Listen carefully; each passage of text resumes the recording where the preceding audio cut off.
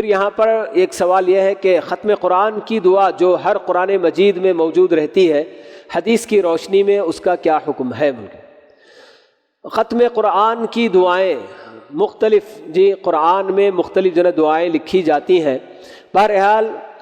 دعائیں ایسی کہ جن کے اندر کوئی غلو وغیرہ نہ ہو تو اس کے پڑھنے میں کوئی حرج تو نہیں ہے، لیکن یہ سمجھ کر نہ پڑھیں کہ یہ واقعی اللہ کے نبی صلی اللہ علیہ وسلم کی سکھائی ہوئی دعا ہے نہیں، دونوں میں فرق ہے کہ آپ جو دعا ہم کو سکھاتے ہیں اس دعا کو کہ یہ مسنون دعا ہے سمجھ کر پڑھتے ہیں تو وہ اور بات ہے۔ باقی اس طرح کی جو دعائیں ختم قرآن کی دعا بول کے جو قرآن مجید کے آخر میں لکھی جاتی ہے تو اس کا پڑھنا کوئی ضروری نہیں ہے۔